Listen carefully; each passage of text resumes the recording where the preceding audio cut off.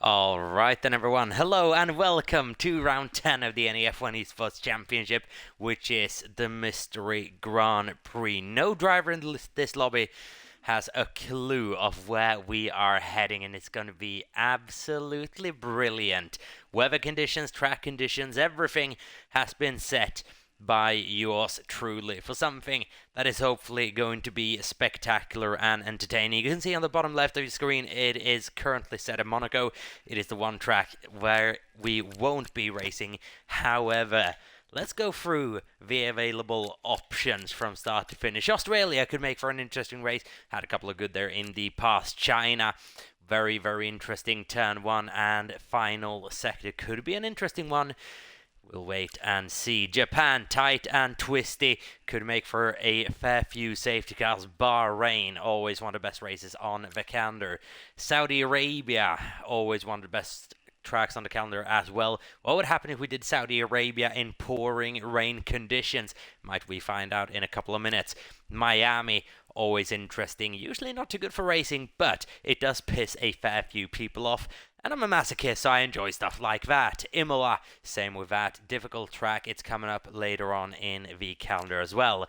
Monaco is the one track we won't be doing. Spain, could it be interesting in pouring rain conditions, in dry conditions? It's a decent track, we'll see. Canada, Austria reverse, Silverstone and Silverstone reverse.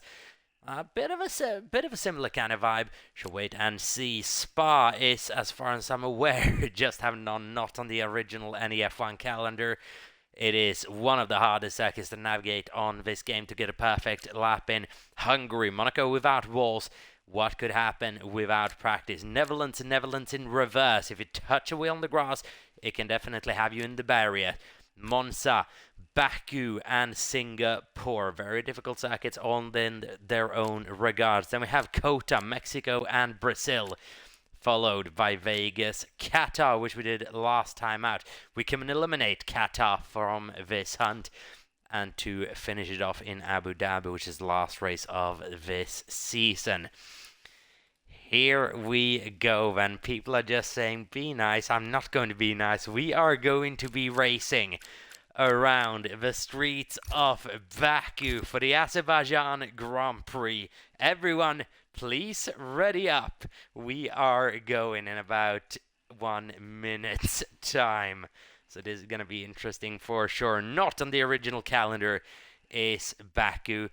It's going to be interesting, this. So then people are readying up for the Azerbaijan Grand Prix.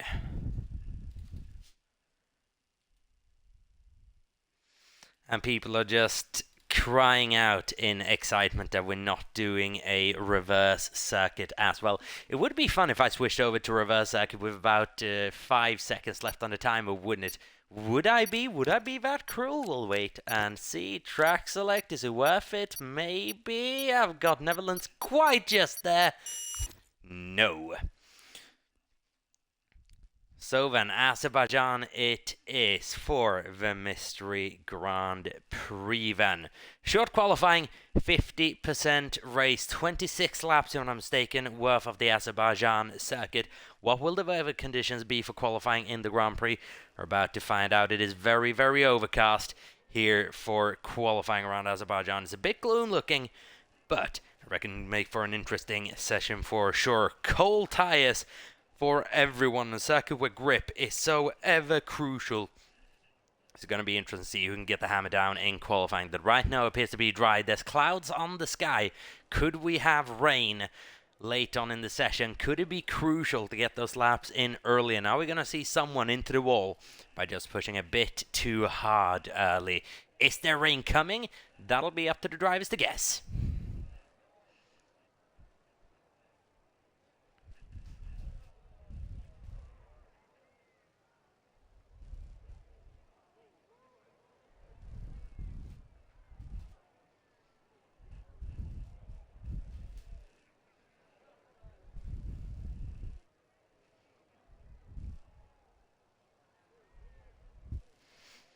And to be fair, I can't help but not be a little bit disappointed with the fact that no one has screamed out in agony of having to do this track. Certainly, what I would do, I hate Baku with burning passion, which is why it's not on the NEF1 calendar, along with the fact that it usually provides whomever's in P2 finishing the race in first by the time we get to the last couple of meters.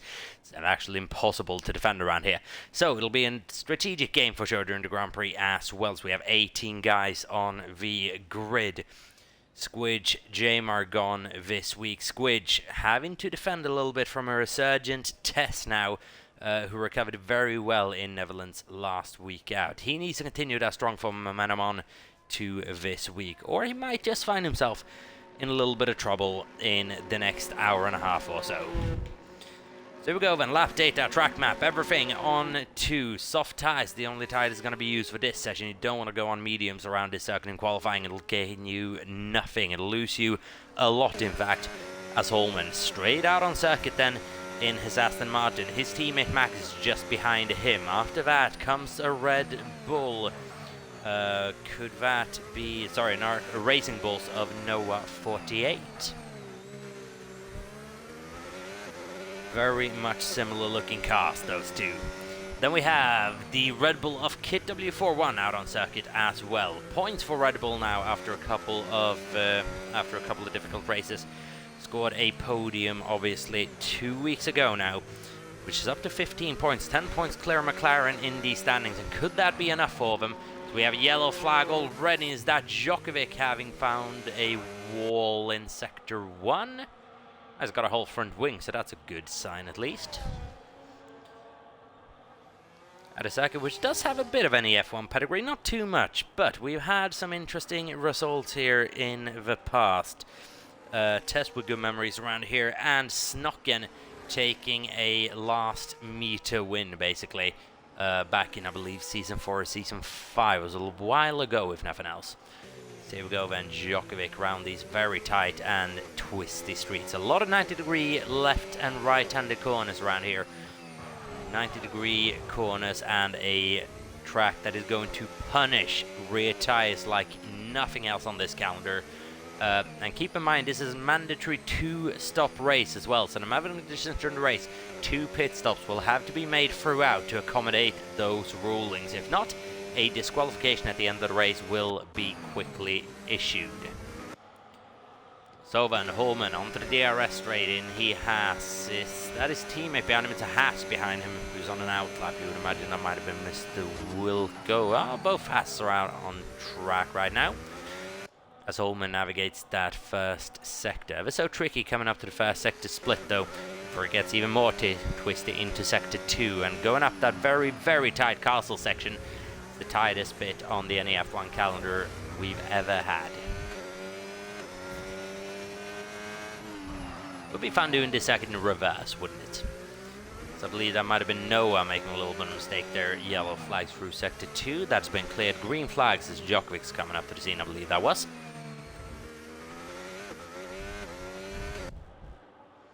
As yellow flags for the Mercedes, I believe it might have just been a switcheroo between the two. And Tess is taking charge.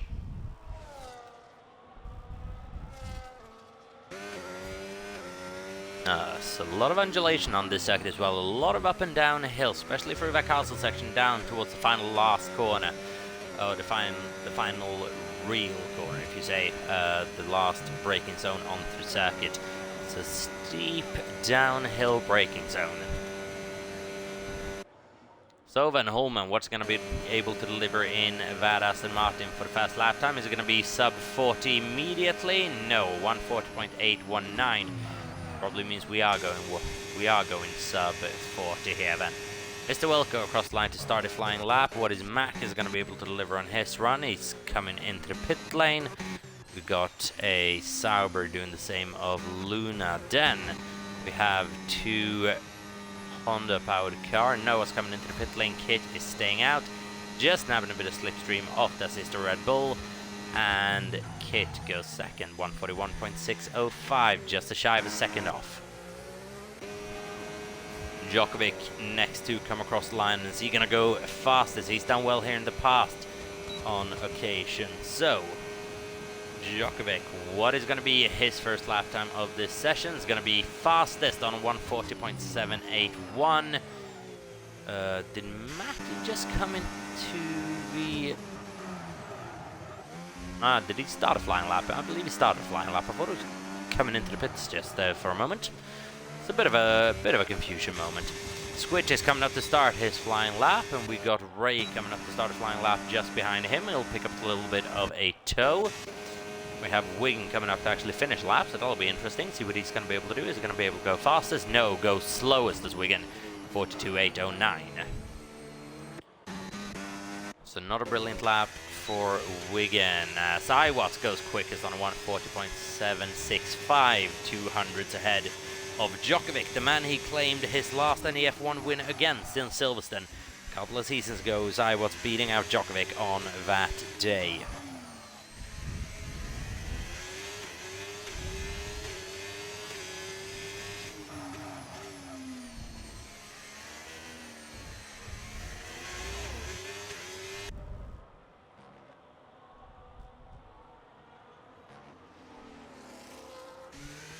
Squid 2017 then, championship leader with a lot to lose. Going through the castle section, absolute commitment through there in the Ferrari, which does have a bit of pedigree around that particular corner. Obviously, if you know, you know. So such and Charles Leclerc doing a very, very stupid thing around that corner quite a fair few years ago now, 2019 or 2020 I believe it was. Squidge downhill braking down into the final braking zone now, and what is that sector time going to be? A 1:16.039, and now it is flat out to the final two turns through them and onto the start-finish line.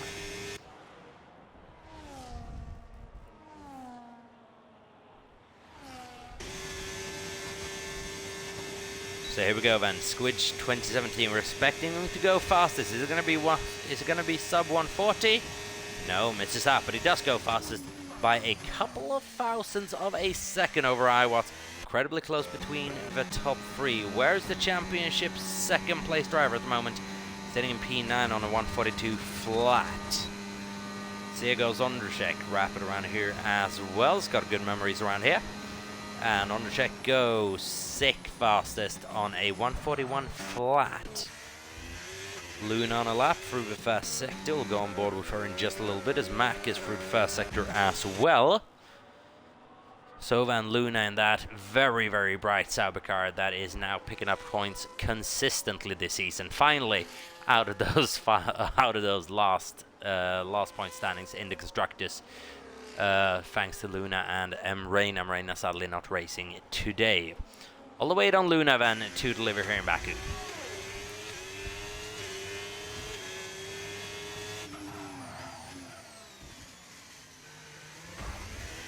Oh, it's a little bit of a nib to the wall there. How's she going to deal with the castle section just with that slight confidence loss? Matches quite nicely, and then taking a lot of curb on entry into the corner thereafter. Flat to the next braking zone now, which is downhill, the penultimate braking zone of the lap, but it's the hardest braking zone of the lap. Very tight corner, tightens up on the exit, and yeah, Luna just noticed that, going a bit into the wall. Just avoiding any damage. A lot of inside curb and a lot of sliding around. It's not been the tidiest lap for Luna. What kind of a time is she going to be able to extract out of that Sauber? Meanwhile, Max behind her as well, currently sitting in 15th, needing to pick up a result here. Is Max a bit under pressure at the moment from the guys behind the standings as well. Hasn't been a great season for Max in his return to NEF1. Luna, A fastest, ahead of Kit, ahead of Recon, ahead of Tess. As Makis goes 11th fastest. Hybrid now, one podium under his name this season. Going to be able to make it 2 here in Baku. We'll wait and see, but it's not been the tidiest start to the second sector, sorry.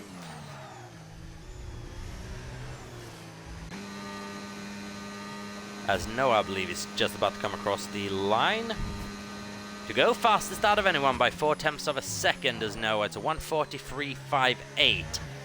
Here on the streets of Baku as the track is clearing up a little bit, and could that result in higher track temperatures and lower lap times? Wait and see. Or could we have a bit of a surprise with rain coming at the end of this session as well? Mr. Wilco currently sitting 18th without a time. A BT and Hybrid also without a time. Hybrid might be about to rectify that with a lap here. 1:19.242 going for the final corner is not a decent time, that. It's been a scrappy lap for Hybrid. Is he going to go on with it, or is he coming into the pit lane at the end of this one? Or is he starting a lap just now? And I believe he might have just restarted his run. There's going to be a 1:45 somewhere along those lines. 1:45 flat, almost. Mr. Wilco then through the final couple of corners where it's really interesting. Squidge has improved on his time to go second, which solidifies his second, 1:43.81. That's quite heavy contact into the wall there for Mr. Wilco. Once again on that outside corner where it is ever so tricky.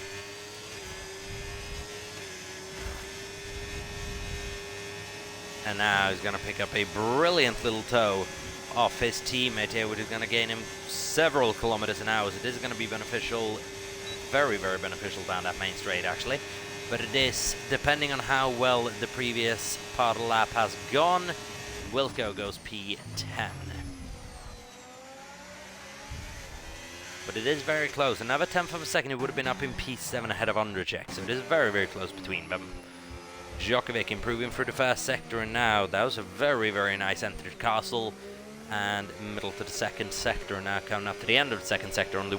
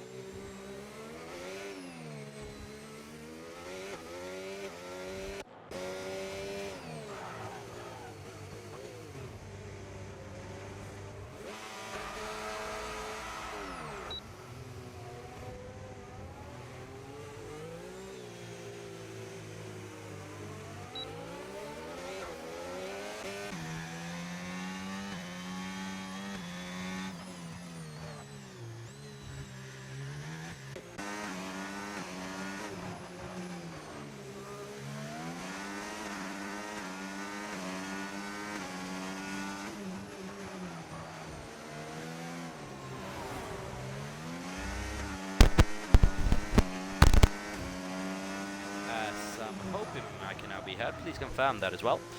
Seems that I bought an absolutely horrid headset, so thank you very much for the heads up. I don't know how long I've been mute for, though. So just continuing on with the point that I made. Raid popping up there with AP for 140.295. is the drivers really come alive during this mid part of the season. Thank you very much, Matty and Squidge, for pointing the audio issues out as well. That'll be investigated after the race for sure as to what is going on. Very, very close right now between Ondercheck Iwat's up there with a 141.129. And Djokovic Ray not far behind. Is he going to be able to improve further on this lap? We'll wait and see if he's storming down towards the start-finish line, or is he coming into the pit lane on this lap to just get one more in under his belt? He'll be coming in.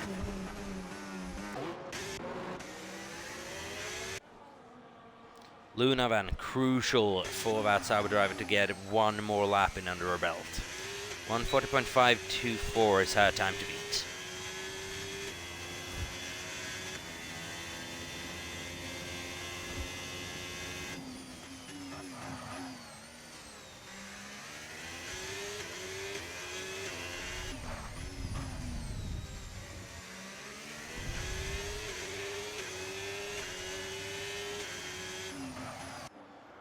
That's not anywhere close to improving. Could be doing double out laps here to Luna B.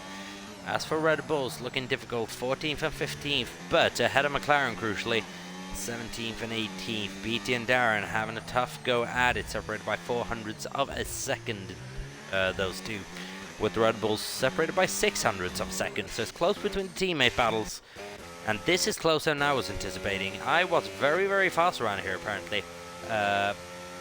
Within 0.4 of a second of the reigning champion. That's a lap and a half. Oh, and look at this. Everyone is just queuing up in Sector 2 to have that final go behind Luna. And everyone's gonna want that slipstream potentially throughout this lap. Could be a benefit. Luna's been able to probably break that slipstream a little bit on who I believe is Makis. But this is gonna be an interesting one. Luna then is gonna start the last run of flying laps. Ondercheck and Iwat's in the pit lane, won't be seeing them again. P2 and P3 at best, as Luna's coming into the pit lane, not being able to do another lap, so she'll be starting P9 at best. A Squidge then goes second faster, but it won't be enough for pole position. P2 didn't notice he was on a flying lap already before the end of the session. 39.792, 4 thousandths of a second off Tess, but just not quite close enough. Djokovic then a couple of tenths of a second off. Can he have a better first second than he did last time out? Second sector was very solid indeed. Yellow flags in sector 1. There's a Haas going very slowly throughout these couple of corners. He'll be needing to get out of the way very, very shortly.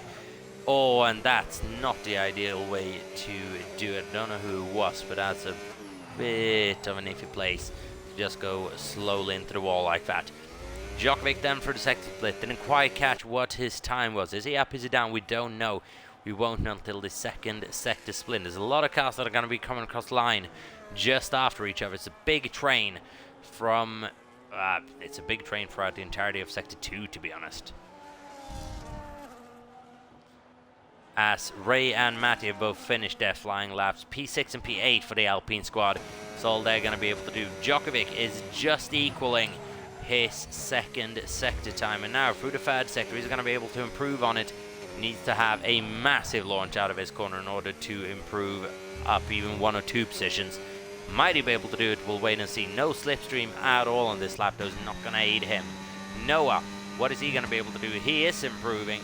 Is going to be by enough through this third sector to challenge for the upper positions. Ondrejek is done in this qualifying session. Can he out-qualify his teammate? Djokovic is coming up to the line just now. What is going to be for the 3-time champion? No improvement. Noah does improve up to P3 and ahead of his teammate. Squidge is not going to be able to improve on this lap. Tess might just be able to improve a little bit on this lap. He does set the fastest lap of the session. Pole position then to Tess for the Mystery Grand Prix. 139.665, and the 2 championship leaders are clear of the field, in a field of their own really at the moment. Then we have Noah in P3, Ondrejek in P4, good for the constructors. Iwatts, brilliant performance in P5. Djokovic in 6th, followed by Ray and Matty, 7th and 8th. Luna in 9th, and Holman just makes in to the top 10. BT finishing just outside with Recon, Wilco, Macus, Hybrid, Kit, Wigan and Darren all finishing outside.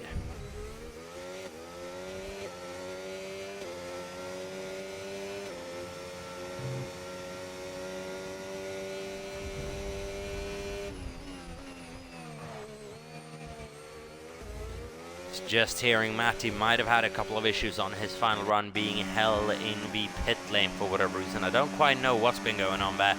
That could have definitely affected his run, obviously. But then that is the end of qualifying. Pole position to test, crucially enough for him, ahead of championship rival Squidge, and it's starting to get a bit heated between the two. We have seen them make contact on several occasions throughout the last 2 seasons. 2 times this season has there been some controversy, let's just say that, as to how a race is decided, both Vegas and Monaco being decided in the stewards room, Vegas being decided in the final corner between the two. No in P3, Undercheck in P4, and Iwat, where I believe his strongest qualifying position to date this season in P5. This is going to be an interesting Baku Grand Prix. Don't go anywhere. We'll be back in a couple of minutes, so don't ready up, anyone. We'll be here before not too long. And as you can see, it is going to be difficult conditions indeed. Don't go anywhere. We'll be right back.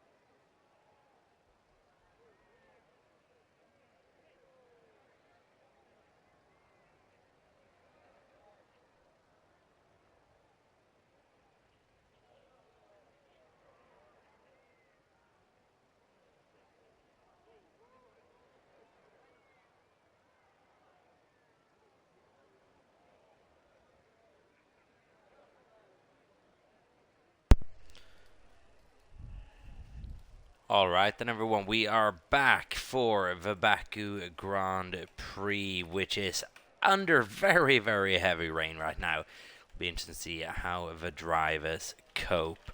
I can confirm the ready up has now been given. We'll be racing in 30 seconds time. Unfortunately, everyone seems quite happy with what I've picked out for them, which means this is the second failure in a row where I've tried to make people really upset with me for picking a bad track with bad weather conditions, and it's horribly backfired.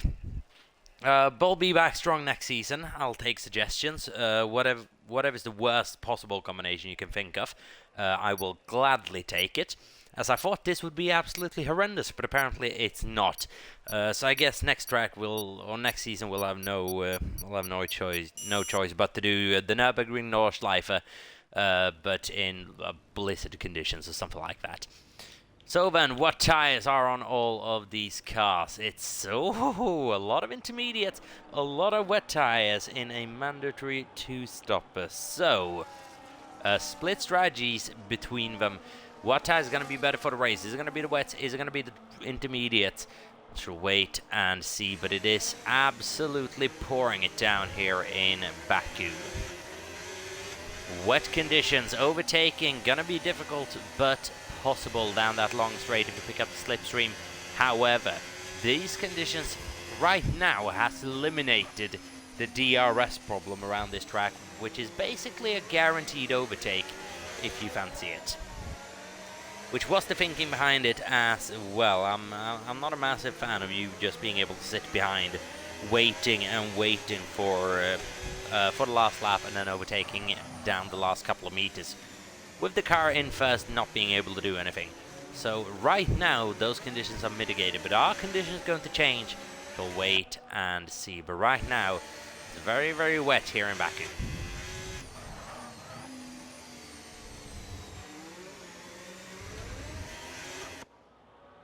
And a lot of heavy traction zones now as well, including this one, where at racing speeds it'll be so easy to just outbrake yourself a little bit and slide slowly into the wall of the castle section. There's gonna be difficulty, let's just say that, with tire warm-up and driving in racing conditions here, and especially as a lot of guys will have relative dry setups on. You can even see through the formation lap people are struggling with downforce levels. Whomever has their car set up in a way that is going to be good around the rain could well and truly be on for a special result here tonight. The formation lap is about to get closed on. About to go 5 lights out. And racing. Holman then currently sitting in P10. You'll need to close up that gap to the rest of the field, but you've fallen a little bit too far behind. Need to close that up just before parking.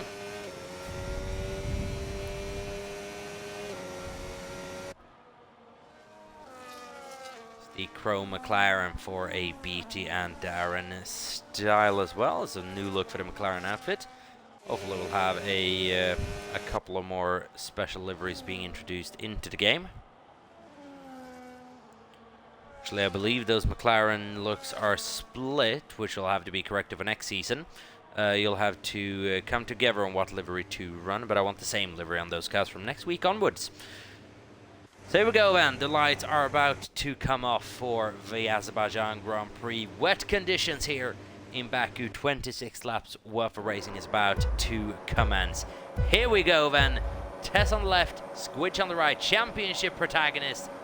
And it is lights on, away we go, and Tess gets away slowly. So does the rest of the field, but Tess might just have it covered into turn 1 here. Noah tries around the outside of Squidge. He's not going to be left any room whatsoever on that outside. Squidge covers it off very, very nicely, shuffling down the pack. Mack is Wilco, bad start.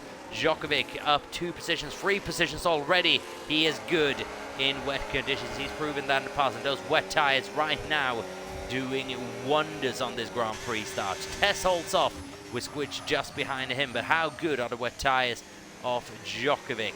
Tess and Squidge just sliding all over the place, and Djokovic is closing in. Not too much stuff visible here in the spray on the opening couple of laps until they've started forming a dry line. that wet tyre could very well be advantageous. You can just see Djokovic can find grips in places where both those cars ahead are just struggling, and Djokovic could pull out an early advantage here. It's absolutely pouring it down in Baku. And both Tess and Squidge just sliding and sliding and sliding out of every single corner. Just can't get control of those cars, and Djokovic's on his way past Squidge in the castle section. Here we go then, Djokovic with a lot of a better exit coming out of the castle section. That is him past up to P2, and Tessa's got to be wary of that surely into the next couple of corners. Djokovic is fastest man on circuit by far. Best opening lap of his season's up 4 position, along with Luna, who's also evidently on wet tyres. They made the right call. Those inters right now are working worse. The gap that was 8 tenths just a corner ago, now down to 4 tenths. Djokovic on the back of Tesvan through these next 2 corners. Understeer galore through the wet, but it's turned them into proper corners, and now down the main straight. Is Djokovic going to be able to climb from 5th to 1st in a single lap? I have a feeling we'll find that out in just a moment. He's going to be forced a long way round of Tess, but he'll have that done in the braking zone. Djokovic, for the first time since Bahrain last season, leads an NEF1 Grand Prix. Tess is fighting back down inside into turn 2. Backs out of it. Djokovic snatches the lead, and Tess and Squidge battling alongside each other. Luna up to P4 now, and she is going to have a little go here at Squidge. The wet tyres was the tyre to go, evidently, on the opening couple of laps. Could that turn in just a couple of laps as some of the water is cleared? Wait and see. As for Tess, he's now going to be in danger of Luna as well. Yellow flags, he beat these out of this race. Virtual safety car, and that'll be a relief to Tess because Luna was right on his chuff. Crucial now for everyone to not make a little bit of mistake and go too quick under this VSC.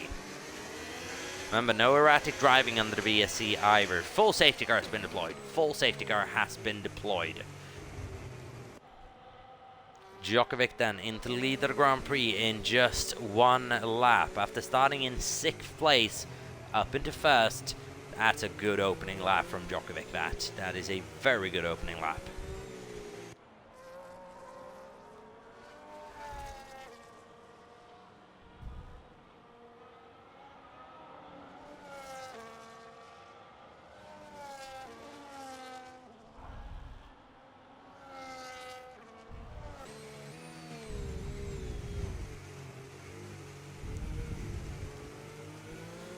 As the rain is still chucking it down. We're lap 2 out of 26. I would have liked a couple of more laps of continuous racing action because it was quite interesting seeing the wet runners just start climbing their way up the field.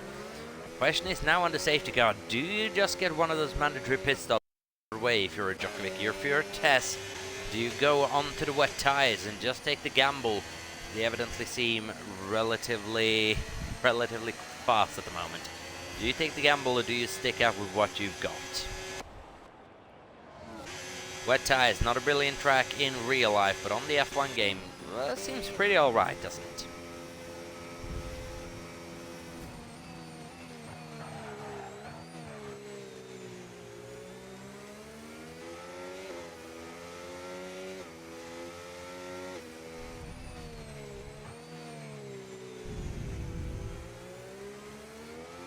As Wigan, 10-second tap penalty for a collision with Darren Style, and a lot of people coming into the pit lane.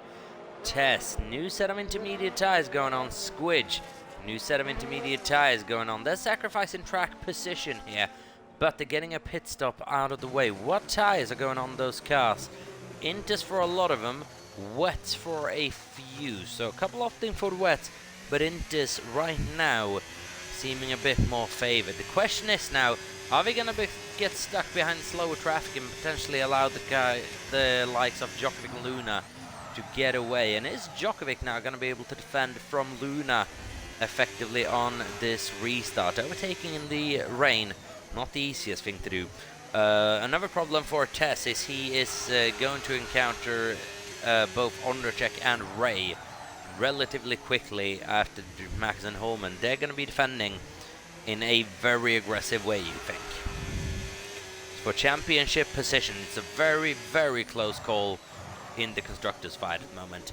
Djokovic 5 positions up on the opening couple of laps, Luna up 7.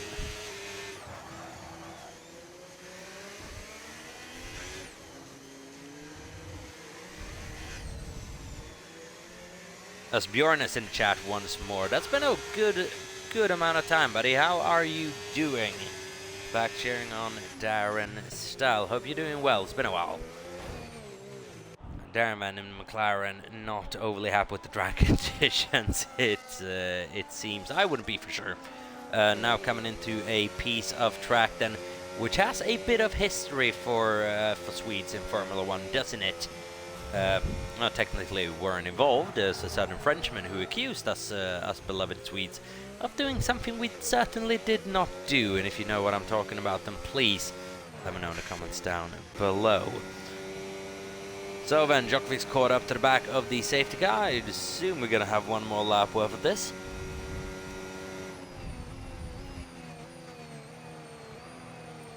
Before we get this restarted, Djokovic leads from Luna Noah.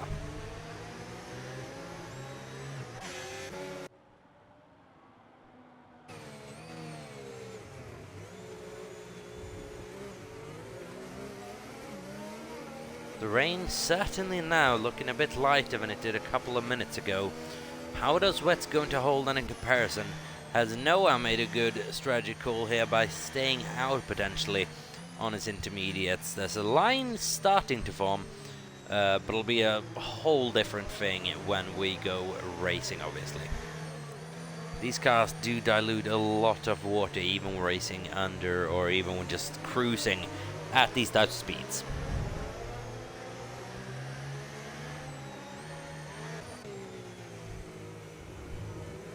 So then, Djokovic, Luna, Noah, Iwat's good start for him, maintaining a strong qualifying position up at P4, ahead of Undercheck and Ray. Holman, Makis, Tess and Squidge is the top 10. Everyone from Tess, I believe, down to Mr. Wilco have made one pit stop this race. Recon and Wigan have already made 2, actually, so that's strategy out of the way.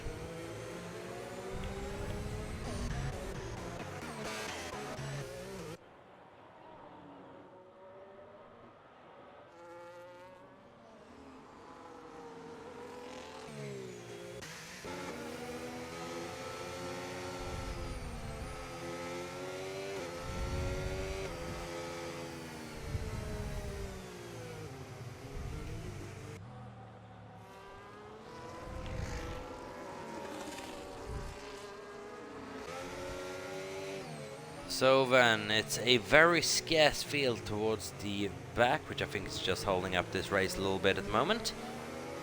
Which I think means that we're going to be in the safety car for yet another lap as well, which is not ideal.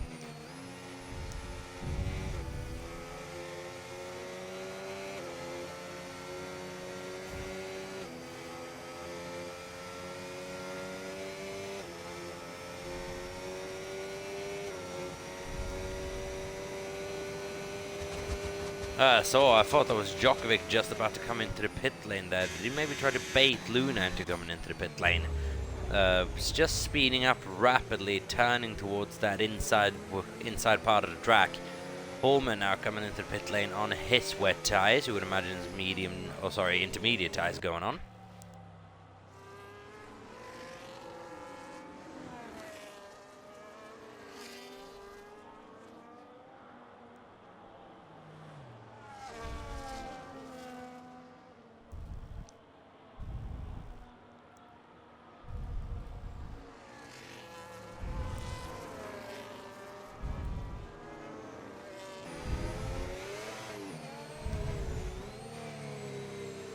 But yeah, the track now definitely looks poised for intermediate conditions. Djokovic and Luna, now are they going to be able to just pull away a little bit from Noah on those intermediates, or is the RB going to be able to make quick work of the cars ahead? We should be going racing at the end of this lap. As directive to Holman, Wigan and Mr. Wilco, I want you all at racing speed, trying to catch up to the back of, trying to back up to the catch up to the back of the safety car throughout these next couple of sectors.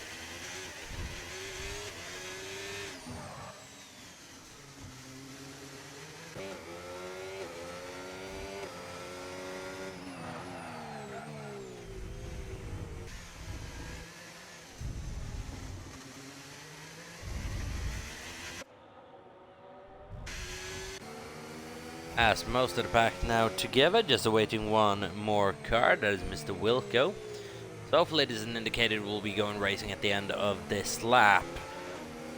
Djokovic and Luna, have they just been caught a bit unaware, or are they just waiting for another patch of rain to come in?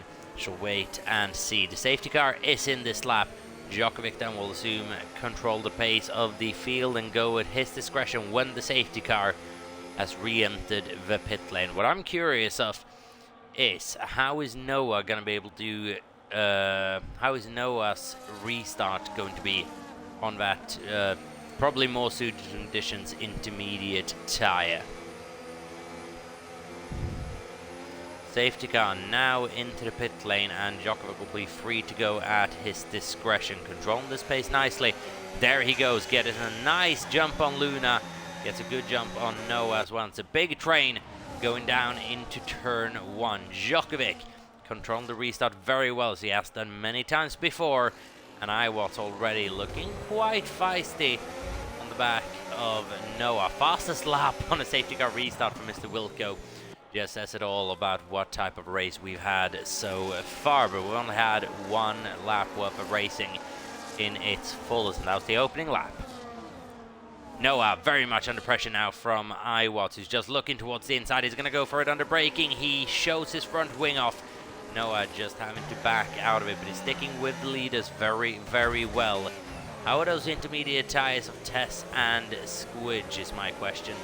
They're looking so much better than the wet tyres of Ray, that's for certain. Down the inside goes Tess.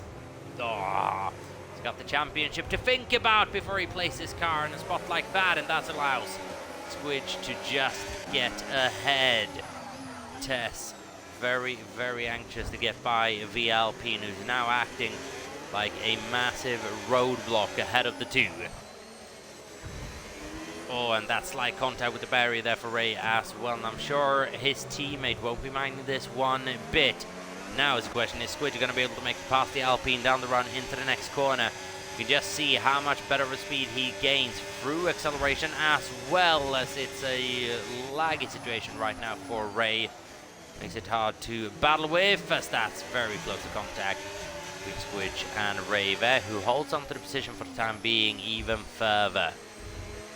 Now Squidge should be able to get a much better exit out of two. Tess is there as well alongside with Matty. Iwa's been able to clear. Noah's fallen down in position to undercheck as well. Djokovic and Luna has controlled this opening lap, but how long will this situation persist? Intermediate tyres seemingly relatively far clear of the wets. Tess on Squidge for the championship leaders, and Squidge just holds on for the time being ahead of Tess, which is a situation he would have been hoping for, but 2.6 seconds up to Noah and undercheck in 5th and 4th. Here we go, Van Iwatts very much on the back of Luna. Is he going to make a move on the braking? Yes, he is. So much later on the brakes. Brakes himself massively though. Is that going to allow Luna to come back? Yes, it is. Good switchback from Luna to take P2 away. That just shows you, though, how much better you are on the brakes on intermediate tyres here. Djokovic and Luna might have to think about just doing something on this stint, but they're a pit stop behind, depending on what the conditions are going to be at the end of this race now. They're a pit stop behind by not having pitted early, as compared to Squidge and Tess. It's a long pit stop around here as well. Iwatts currently up at P2 ahead of Luna, and now chasing down the race leader, Djokovic.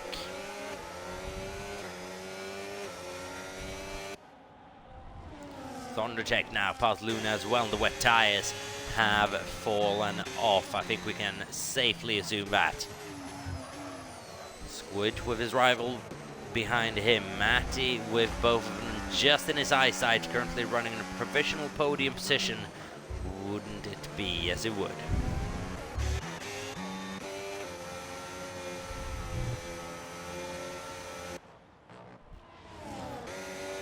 What's going along very nicely here in Mercedes. The circuit, which might be more suited to Pad than others, and his driving style as well. Djokovic teases a move into the pit lane, just moving to defend, and Iwatts goes quickest out of anyone just before Squidge takes that mantle back, because he's well and truly gone a fire behind his tail now.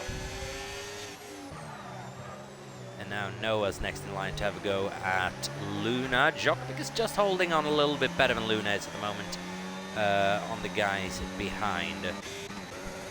But now no further raindrops are falling on the Baku City circuit. When will it be time for potentially dry tires? Or will it be time for dry tires at all? That'll be the call that Djokovic and Luna soon have to make. Are we at a switchover point where soft tires could just match for pace? That will be the call they will have to make before not too long. Those wet tires holding on, but they are just holding on by a scratch because they're not quick. Just see Iwatts so much more confidence in the car than Djokovic at the moment.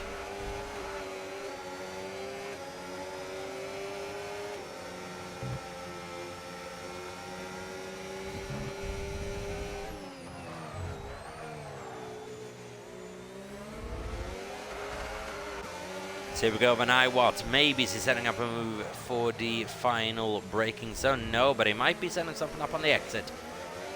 He gets a much better exit now. Djokovic is going to be under pressure on this straight. No further rain at all is falling currently.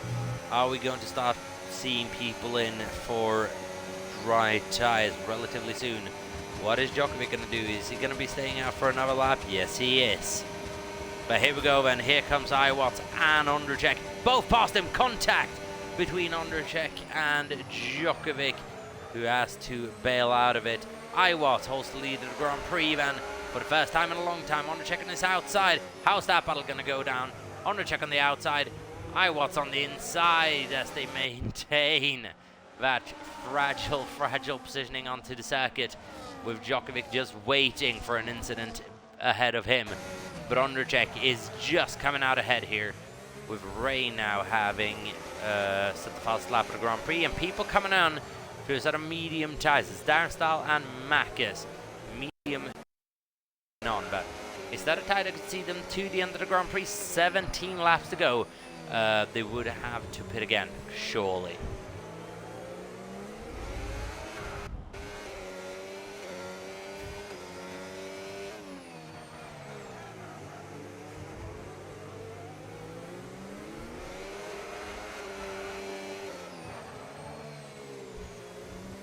You just see Djokovic struggling. Darren, though, is not gaining any time whatsoever on these tires on kit. He's losing seconds per corner, so it's way too early for dry tires, evidently. Or it's just not been able to fire them up properly. We'll see through the next couple of corners. But it's looking difficult. Looking very, very difficult for Darren Stahl.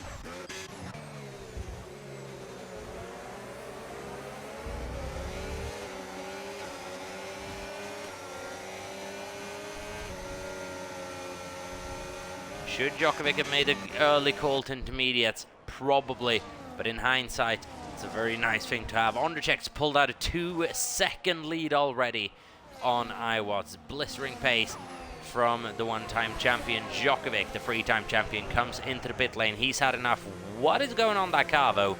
Intermediates or dries? Does Djokovic at this moment just gamble to try to finally get that win? Has eluded him for a season and a half now. His longest drought so far. Intermediates on for Djokovic. Soft for Luna. Split strategies between the two contestants this Grand Prix. Luna onto dries, Djokovic on tintas. So now we'll get a straight comparison as to how this is going to work.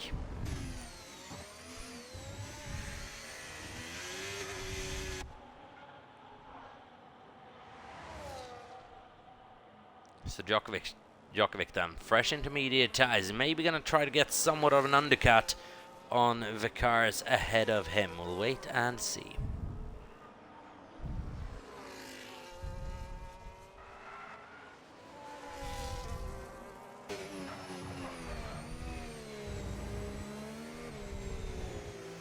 Problem for Djokovic now is if it stays like this for laps, then those soft tyres will be the advantageous tyre to be on. And it will have done a pit stop for, well, basically nothing. The soft tyres of Luna costing her 5 seconds in the first sector alone. So the dries, definitely not a tyre to be on right now. Is well too slippery for dry tyres. I think we can establish that pretty surely. Squidge then is on the back of Matty Adam trying to get something done. It's going to be easier said than done as well. Matty's played this brilliantly and now up to P4 ahead of both Squidge and Tess. I don't know how he's actually managed to do that. But that means Matty is provisionally... Sorry, he's not... Is he provisionally leading this race? He would be, because Undercheck has not made his first pit stop. So Matty, quickest out of anyone on the previous lap. Noah's coming into the pit lane on this occasion then. Soft tyres on for Noah. That's a gamble and a half, especially since Luna lost 7 seconds to Djokovic last lap alone. Is not making any of that ground in. So now we'll see though. Noah comes out just behind Djokovic, just a couple of attempts behind. So we'll see a straight comparison now, and it's about a 7, 8, 10th loss coming out of the second corner alone. But cold tyres, we'll see how it progresses. But I'm not optimistic.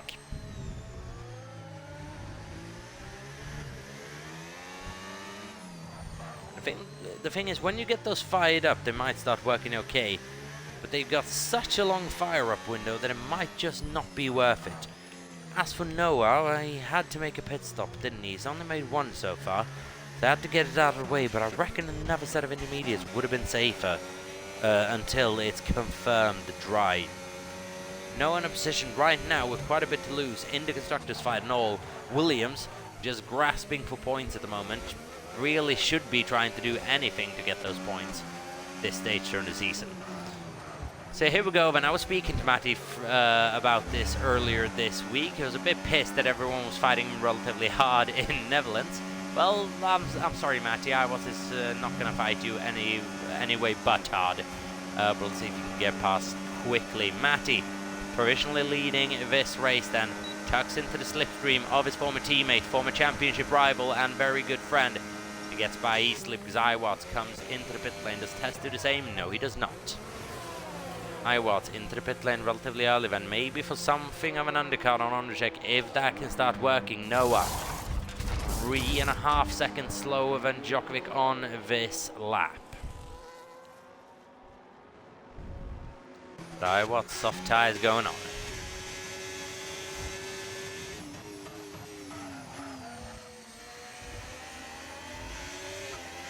As we're approaching halfway distance into this Grand Prix event, DRS still not been enabled. It's actually making for more interesting racing. Both Djokovic and Holman has now left this session. I'll give them both invites, so just give me 1 second. This always happens for whatever reason, I don't know quite why.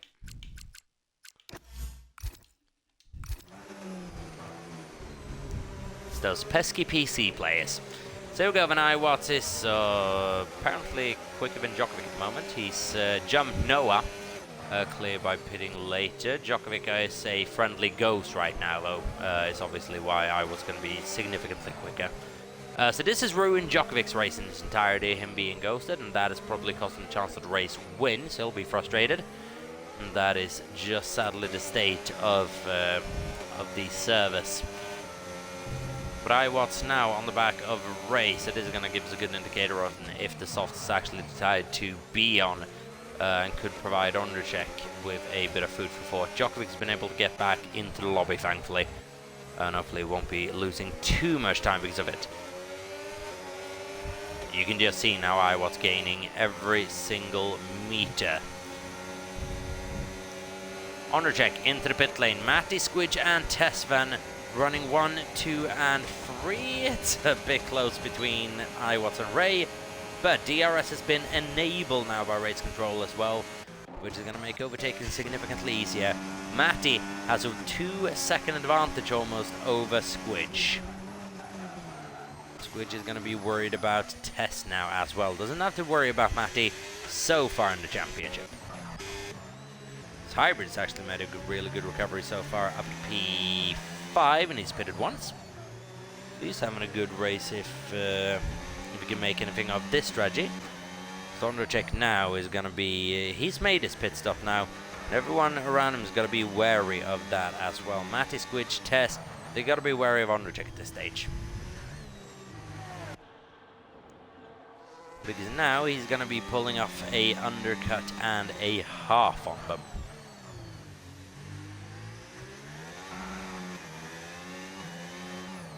The question is how long before he's caught up to the back of them and has equalized this playing field, because now it is very much dry conditions in Baku.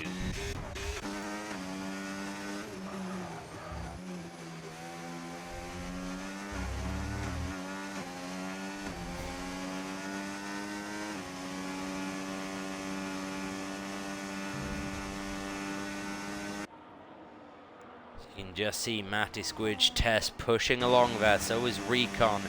Is anyone coming into the pit lane on lap 13? No, staying out. Oh, Matty is coming in. Matty rolling the dice then, sacrificing a lot of track position then to Undercheck, who's had a brilliant outlap. Matty's going to be coming out far behind, and now they're basically on the same strategy. That's Matty well and truly out of contention right now for the lead of this Grand Prix. That is him far outside the window. So Undercheck right now is doing everything right. So is iWatts, who is quickly looking like a contender for a podium here.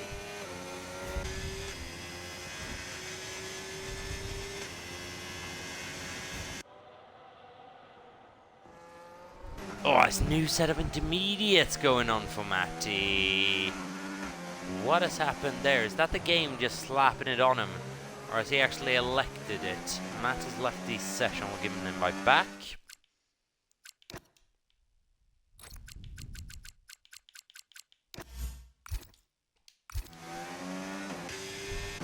Intermediate tires for Matty Adam 98. And that's gotta be a game decision. He's gotta have missed something in the menus there to trigger that, surely. He's now joined the lobby again. Djokovic has left it. We'll give him just an invite back then. There's a lot of invites going on right now, and I would love for anyone else to do the job but me. So here we go. Van Ondercheck is 5 seconds behind the race lead on a significantly better tyre on a dry circuit. Squidge and Tess, are they just trying to hang on now?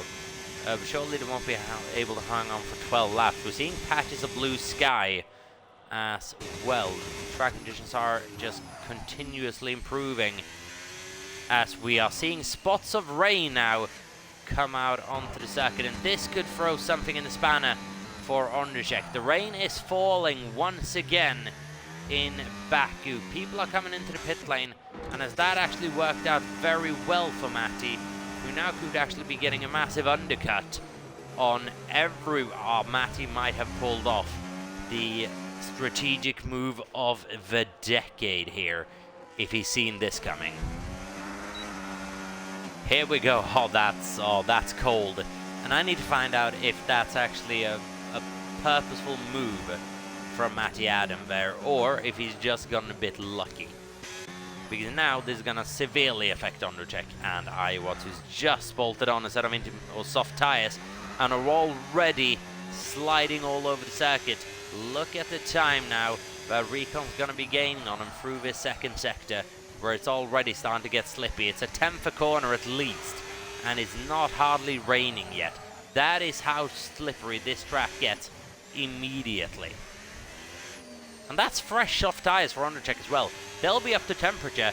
He's already struggling to control his car. Undercheck has got this all sorts of wrong, from looking like a genius a lap ago to now being in serious trouble. Meanwhile, Matty is 3.5 seconds clear of his teammate, who is just ahead of Squidge, Djokovic and Tess. Djokovic has jumped Tess here, so it's worked out well for him as well. Squidge one loses this, but he's ahead of his championship rival. Matty, if he keeps this clear, could be on his way to the first win of his season. Surely Ondřejk has got to come in immediately now for new intermediate tyres. Yeah, he does. So then, and that is Iwat's in as well. Recon on 12 lap Olintas. Could he somehow keep those live to the end? It's doubtful, but we'll see. Obviously, still possibilities for a safety car here will change the complexity of this race by a long mile. But the rain once again starting to fall here in Baku. Matty Adam leads the way from Squidge, Djokovic and Tess. Ondřejk now, where does he come out? Does he come out ahead of Hybrid? Yeah, he just covers him off. That's aggressive covering off there from Ondřejk. Hybrid though on a slightly better set of tyres. They've done a lap. Slightly warmer as Tess and Djokovic does battling heading into Sector 2. This is very close between the two, and Tess has the championship to mind as well. Djokovic will be aware of that. He's been in that situation. He's lost championships before in this type of situation. But Tess just manages to get ahead. Matty, 4.5 seconds clear of Squidge now. But Squidge is good in these wet conditions. Keep an eye on Luna as well. It's already bolted on a set of wet tyres. Luna's aggressive on strategy here in Baku. Could it pay off if the rain starts falling heavy enough for wet tyres to actually be needed?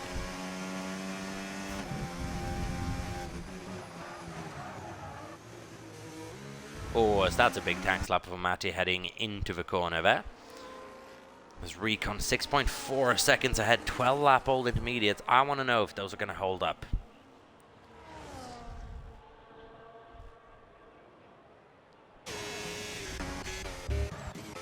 I would like to have information on that. So Ray at the moment doing a good job in P10. It's been a weird race, it's very back and forth this, as Recon I comes into the pit lane on lap 16. 10 lap stint on an intermediate for him, then to the end of the Grand Prix it'll be a 14 lap stint for Matty. So Ray battling along with Noah, then I was significantly ahead. Hybrid's found himself well within the points again with a good strategy. So Hybrid doing the bit for Red Bull right now. Where is he gonna come out in comparison to Recon? Recon's gonna be slightly ahead, just behind Ondřejk as well.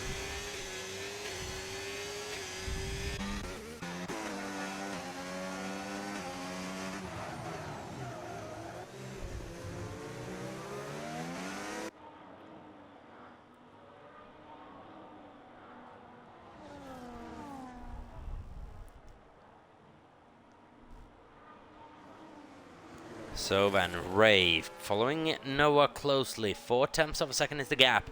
And overtaking around here in the wet is definitely possible from what we've seen so far. All you need to do is pick up toe and you've got a fighting chance down into turn 1. But defense possible as well, which is how we want it. Now we're starting to see spray kick off the back of these cars. What was the fastest lap that was set for this race? Because it won't be beaten now, I can show you that. The 144.2 set by Ondřejk. Obviously won't award any points, but interesting nonetheless. It's a big field spread of 1 minute 19 seconds from Matty to his former teammate of Wigan.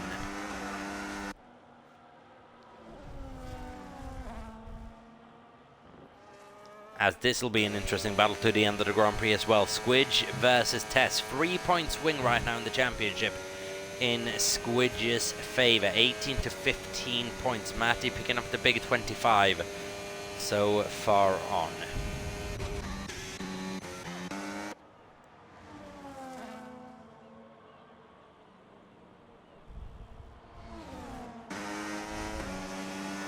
So then, here we go then. Ray is picking up a slipstream on the back of Noah 48. He's going to be able to get a run sufficient to get up into P1. Noah leaving the door open on the inside. Do you want the outside maybe? Ah, so that's a lovely little bit. That's a lovely bit of lag actually. It makes it very hard to realize what's going on. So I thought that was Ray already passed, but no, Noah holds on to P9 for the time being. I wonder if he's seeing what I'm seeing, or if he's seeing what he should be seeing, you would imagine.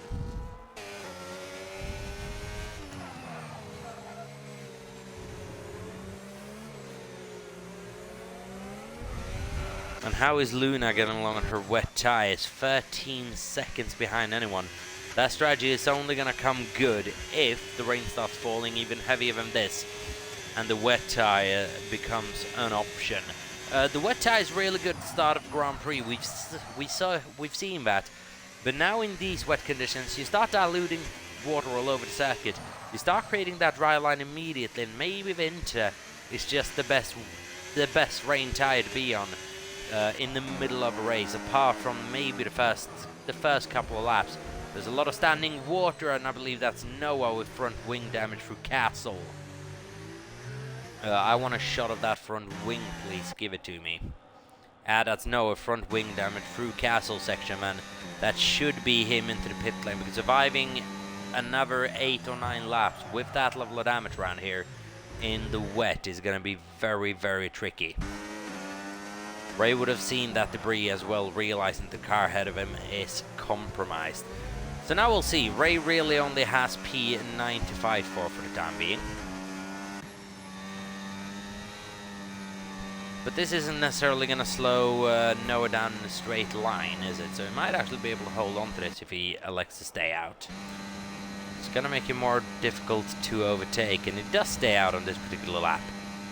As Ondercheck is able to clear Djokovic, because he's gone into the pit lane again for a new set of intermediate tyres. What looked like it could have been a possible win for Djokovic at one stage right now means he's splitting Noah and Ray in P9. So Djokovic then now splitting the two and compromising that battle a little bit. But it means it's a freeway battle for P8 now.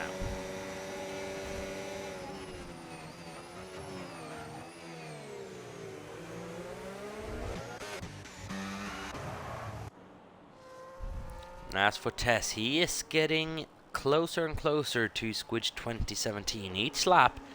The gap used to be 8 tenths of a second. It's now 5 tenths of a second, down to 4 even.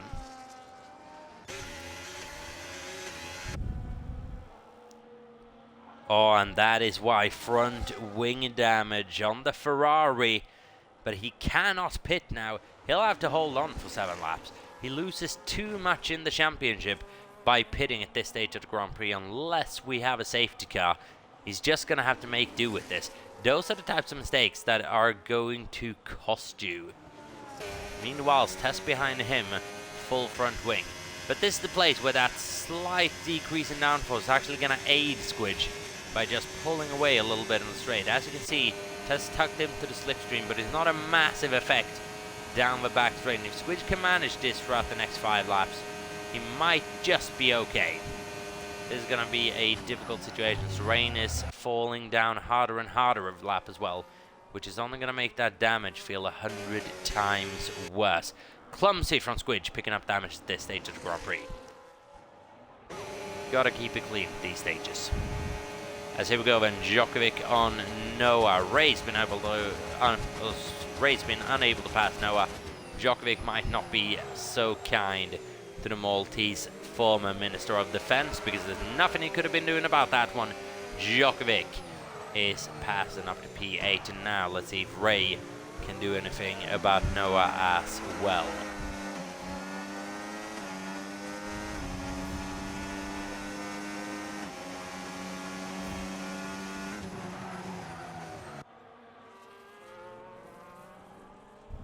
As Holman's retired from this race, and we do have a full safety car. Tess has had some sort of issues, 2.9 seconds behind Squidge. Holman retires from the Grand Prix in lap 1. Full safety car out. Matty will be screaming at the top of his lungs. He can't pit. He doesn't have the advantage that is big enough to go into the pit lane. Squidge, I don't know if he'll have to. What has Squidge got to do? He might be hoping Matty does. He'll be staying out and maybe hoping for a race win. Tess, how much does he dare gamble? Is the question. How much does Tess dare gamble that if he comes into the pit lane, the people behind him come in as well?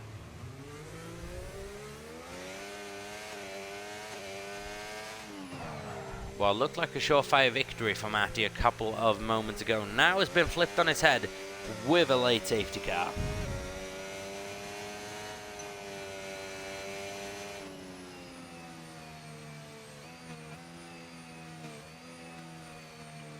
So then, this is exactly the shake-up that this race maybe needed in terms of entertainment value, but it's been a damn good race.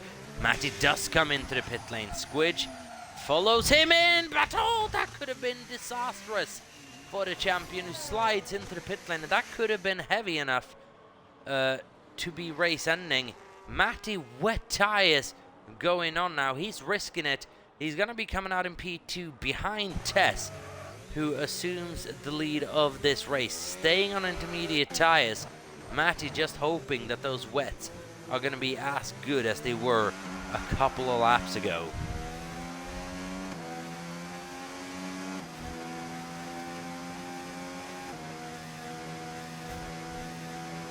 So this is a gamble. Matty not sticking with the previous strategy that Tess was sticking on. He couldn't have known it. Squidge opting for a new set of intermediate tyres, and Squidge now in a compromised position as well. He has Undercheck behind him, and if that wet tyre works out, Squidge could be in serious trouble here for the championship.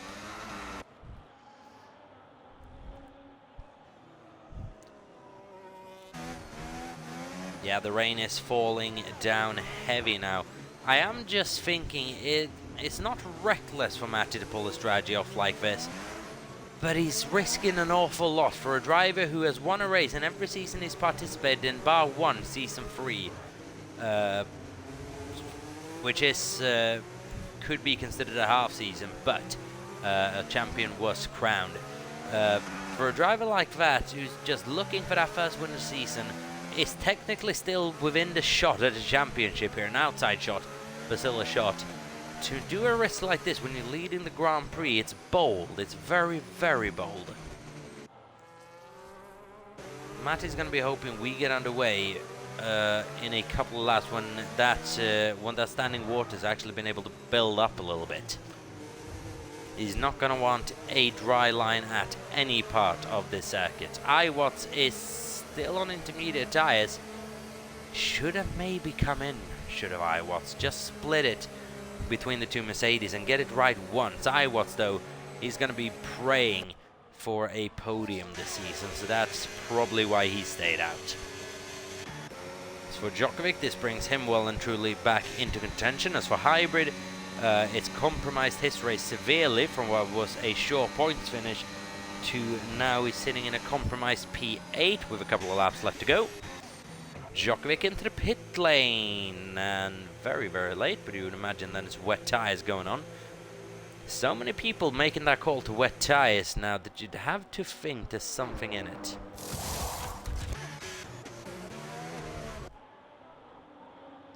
So it is chucking it down.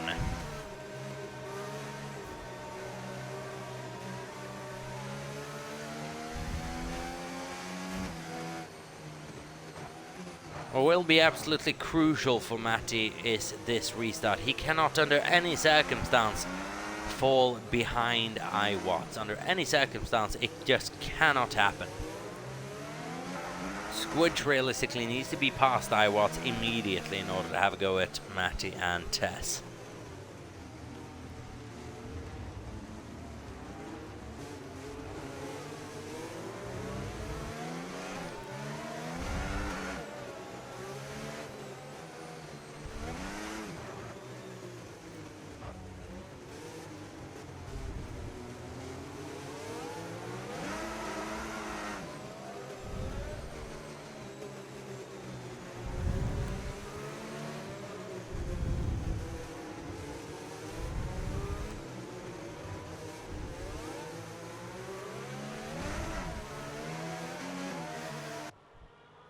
So then, 4 laps to go at the end of this one. Wigan and Darren style drive-through penalties, no real track limit penalties, Luna and Marcus, but they are all towards the back. But that'd be something now, wouldn't it? If one of the leaders was to pick up one of those, with only a couple of more kilometers to go. About 24 in total.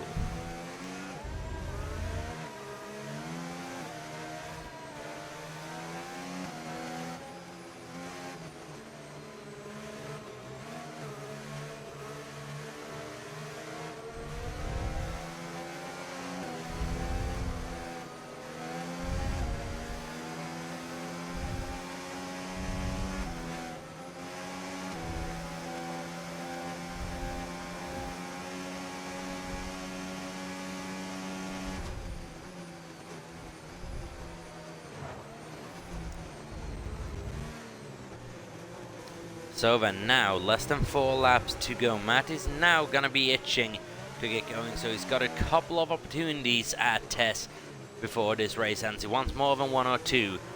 There's a lot of field spread. Everyone currently not caught up to the safety car pack. I want to go in a full racing speed to catch up to the back of the safety car as soon as possible. You're all very, very far behind it, even though that's been dictated by the race so far.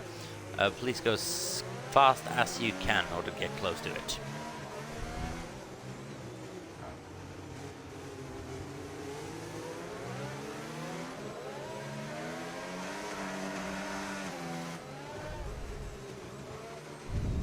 So then, Tess versus Matty versus Iwatts versus Squidge versus Onrich is a factor in this as well.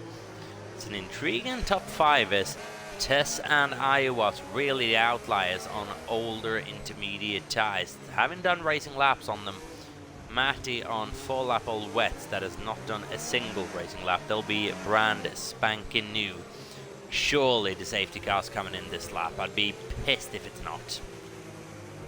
To end this race with 3 laps worth of racing.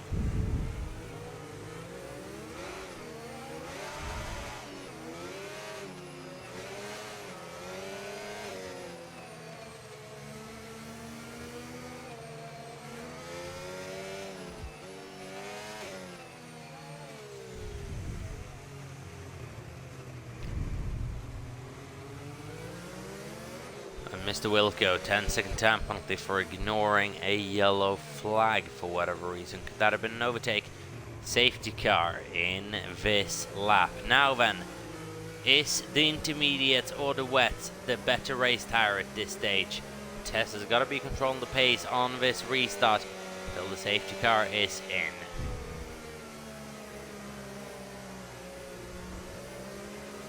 As Tess just mind that speed a little bit, it's fluctuating just that tad bit. So just mind it a little bit if you don't mind. So here we go then. Tess and Matty. Safety cars in the pit lane. When is Tess going to go? He's going to try to get as good a jump on Matty as he possibly could. Single file formation until we go. There. Oh, sorry, no. And there is the go moment for Tess, but he's not quite shook. Matty. Iwatts though is right on him. That could have been communicated for the Mercedes boys. Iwatts round the outside maybe. Matty cannot let that happen. How quickly does his wet tyres fire up? He's got to be a bit naughty in this second corner. He is just forcing his way by Iwatts to remain with Tess in the battle for the lead, and those intermediates are hard to fire up. The wet tyre of Matty is the advantageous tyre to be on. You can see it immediately. Matty on the inside of on the inside of Tess towards turn 3, has the inside line, has the advantageous line, and they are still side by side as we're heading into the next couple of corners. But Matty Adam is in the lead of the Baku Grand Prix. Noah's retired from this race alongside Mr. Wilco. Had they had a collision, you would assume so. It can't be a safety car, it's too late in. Matty holds the leader Grand Prix. Tess now holds P2. Squidge is all the way down to 5th, and he is under pressure on those wet tyres as well. Can Mercedes hold on for a double podium? Ondercheck is right on the tail of Iwatts. Matty 1.6 seconds worth of advantage. The wet tyre was the tyre to be on the restart. Matty realizing that just experiencing them firsthand on the first stint was good enough. Ondrejek now is almost barging Iwat alongside. He wants to have a go at Tess with 2 laps to go. Is he going to be able to? We'll find out shortly, because Iwat is not going to be able to hold on to this for too long. Ondrejek, is he going to chuck it down inside into the final corner? No, he does not. 2 seconds now to the advantage out front. Squidge is able to hold on to Recon, who's not really putting under pressure right now. Yes, he is. He's actually sticking with Ondrejek relatively well on that intermediate tie. He's doing a good job. And Tess is within reach, but it's not going to be easy. Ondrejek on Iwatts then, towards the final corner, or towards the first corner, sorry. Here we go. Is he going to find a way past? Not quick in a straight line, it's that racing balls, but he should be better under braking. Pulls to the inside, gets that move down, now brakes himself just a little bit, and is that allowing Iwatts slight opportunity to turn 2? No, he has to see the position. Ondrejek is up into third and can now have a go at Tess out front. Squidge is going to be desperate now on better intermediate tyres to get by Iwatts, but a Constructors' Championship as well to the outside of turn 3. Has the championship to think about. Iwatts knows it, throws it down the inside, maintains position. This is good, hard racing in that very, very upper midfield, if not the absolute front pack. Recon is right behind these guys, just waiting for any single opportunity to just sneak by a lot of them. A podium could still be possible here if all goes wrong. Ondrejek now within 1 second of Tess, who's lost 3.5 seconds to Matty over the last lap and a half. Is Tess going to be demoted from second to third here by Ondrejek? He is still at the moment outscoring Squidge, and I don't think that is going to change. Squidge right on the chuff of Iwatts now. He's going to have one more go, maybe into turn 1.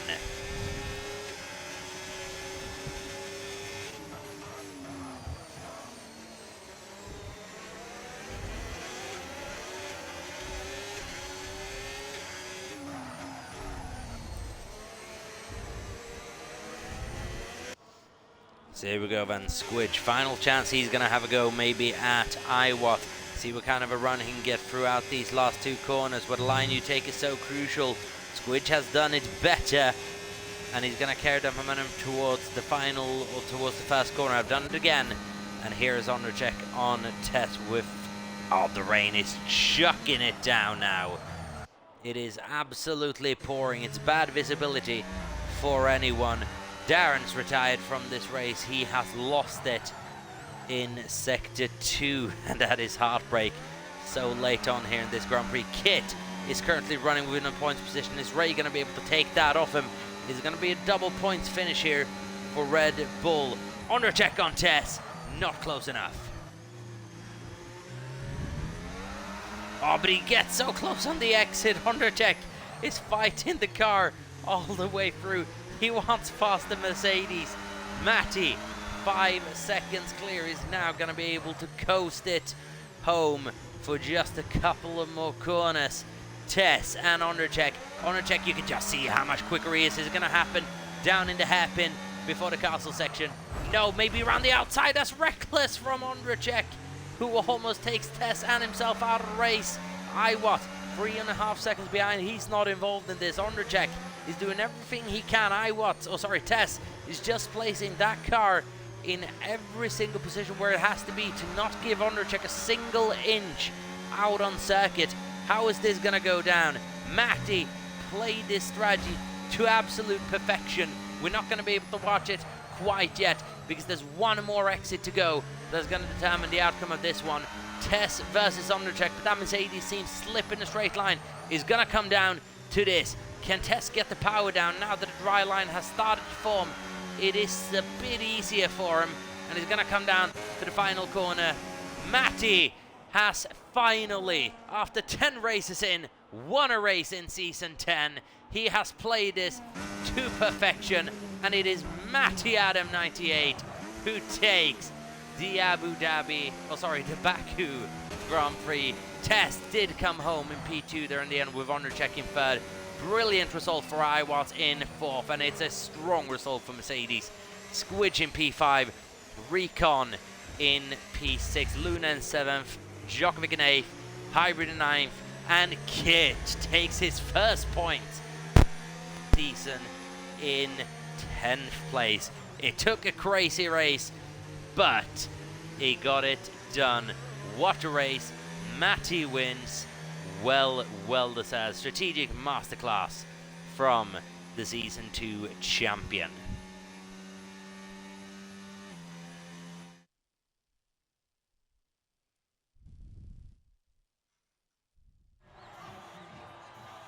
And if I'm not mistaken as well, forgive me if I am, I believe that might have been Kit's first points in NEF1 as well, and we issue a massive congratulations to the Red Bull driver on that achievement and to Red Bull on their double points finish, solidifying themselves well ahead of McLaren now in the constructors' standings. But all it takes is one good result, and we have seen those results come and go this season, as here we go, Matty Adam is a race winner in Season 10.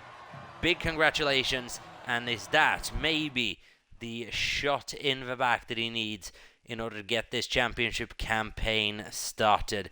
As you can see, even winning by 3.6 seconds, slowing down over the line. Such was the confidence. Tess in P2, Ondrejek in 3rd. But this was an entertaining race. This was a very entertaining race. A lot of pit stops for people. Wigan just shy at the points there. A couple of people opting out of the soft tyres entirely, and that was the way to go for Matty, for Tess.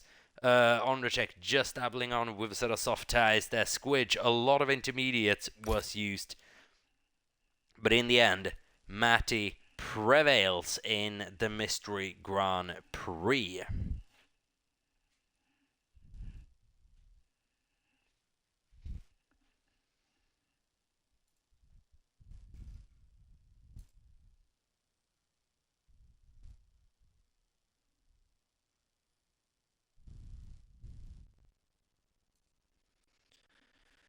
So then, the Mystery Grand Prix, everyone, has come and gone, and what a race it has been. Say congratulations to Matty once again for the result.